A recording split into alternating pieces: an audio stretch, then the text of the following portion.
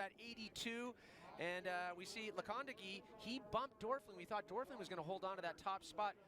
Bumped him out of the top 3, but things just continue to get interesting here in the first runs of 2 at the 2012 Red Bull Rampage. So it turns out it takes so much of everything that you've ever learned in the sport of riding to sit on top of the standings at Red Bull Rampage. And Pierre Edouard Ferry knows he's going to have to channel everything he's ever learned. We watched him in practice, and gosh, did he look so comfortable, especially on the top section.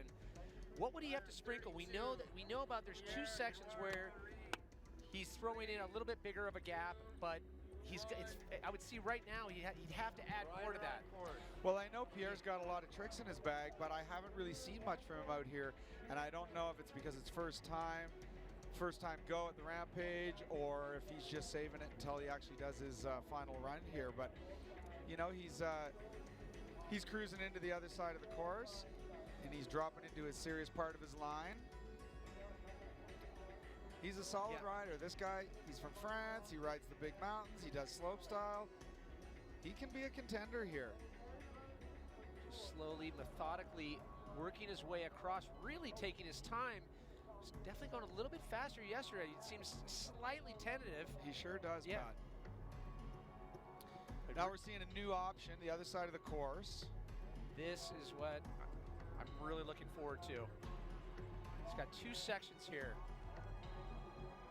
Not an easy thing to navigate. Watch this. Look at the side. Look at the... You can see where you are, but that's the kind of thing that kills your score. Yeah, but you have to land that perfectly so you can get that. Great new line, though. Yeah. Awesome. He's really picking a different creative line, cruising all over the hill. But just kind of a little bit of start and stop, not the rhythm and the flow that we saw from him in practice. And you definitely take a chance when you're crossing over and stuff like that, because you're kind of killing your fluidity, right? But that, you know, that's the deceiving thing when you no-hander. You see those tight shots when they're billy goated up in those those cliff bands, but then you pull back and you see, had he not landed that perfectly, he would have gone down off a 20-foot cliff. The consequences could be high. So yeah, it's always a consideration factor that you're in the steep gnarly lines and you go for the line score, and I guess the judges, well, they take your fluidity for the situation. And he wouldn't be the first rider to really try to mix up his run. Maybe it didn't go according to plan. I think we can assume that. But going off the line that we saw him practicing, there was a couple of new approaches there. He took a shorter line over. So perhaps feeling it out for run number 2. I sure hope so. I sure hope so. I mean, watching him in practice, so much faster.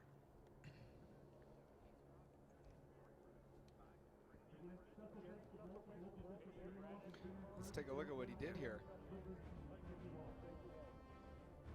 So if you don't stick that, you fall off a cliff. Right, but you really have to. If you don't stick that, you fall off another cliff. Yeah, he's got a nice fast part of the course compared to his upper slow technical part. Some nice style there. I mean, permission to be critical. I mean, there was parts of it where it seems like he was just making his way down. I would have to agree that we need to see more from Pierre on the next run. I know what he's capable of. Yeah, so scores coming in for Pierre Edouard Ferry. 51.50, only good enough for 14th for the moment. So the Red Bull Rampage